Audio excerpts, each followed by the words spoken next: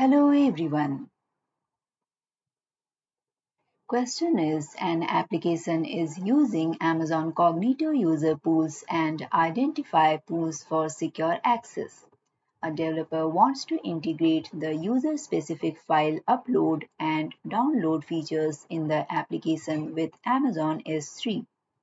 The developer must ensure that the files are saved and retrieved in a secure manner and that users can access only their own files.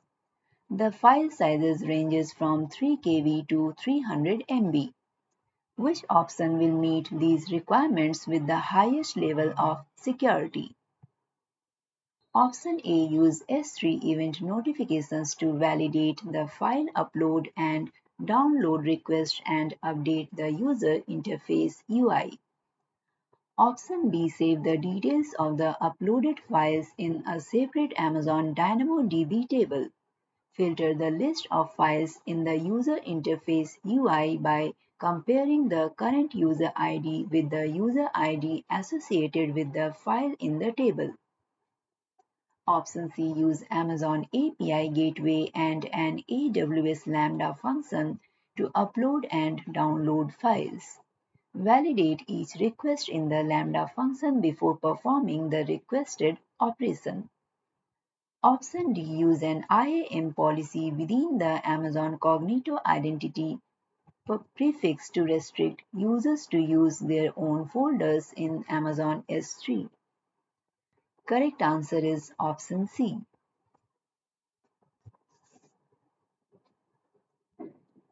Question is, a company is building a scalable data management solution by using AWS services to improve the speed and agility of development.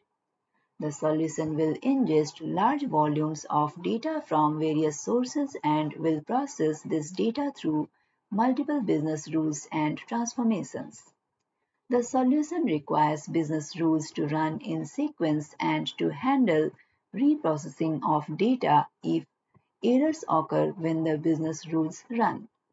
The company needs the solution to be scalable and to require the least possible maintenance. Which AWS service should the company use to manage and automate the orchestration of the data flows to meet these requirements? Option A AWS Batch. Option B AWS Step Functions. Option C AWS Glue. Option D AWS Lambda. Correct answer is option B. You can download the complete list of recently updated contents from the link provided in the description. If you like this content, please like and subscribe. Question is, a developer has created an AWS Lambda function that is written in Python. The Lambda function reads data from objects in Amazon S3 and writes data to an Amazon DynamoDB table. The function is successfully invoked from an S3 event notification when an object is created. However, the function fails when it attempts to write to the DynamoDB table. What is the most likely cause of this issue? Option A. The Lambda function's concurrency limit has been exceeded. Option B. DynamoDB table requires a global secondary index GSI to support writes. Option C. The Lambda function does not have IAM permissions to write to DynamoDB. Option D. The DynamoDB table is not running in the same availability zone as the Lambda function. Correct answer is option C. Question is, a developer is creating an AWS CloudFormation template to deploy Amazon EC2 instances across multiple AWS accounts. The developer must choose the EC2 instances from a list of approved instance types. How can the developer incorporate the list of approved instance types in the CloudFormation template?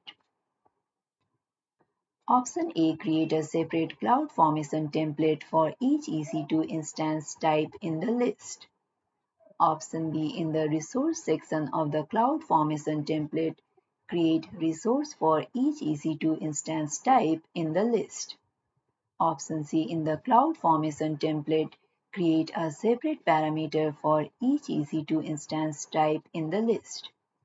Option D, in the cloud formation template, create a parameter with the list of EC2 instance types as allowed values. Correct answer is option D. You can download the complete list of recently updated contents from the link provided in the description. If you like this content, please like and subscribe.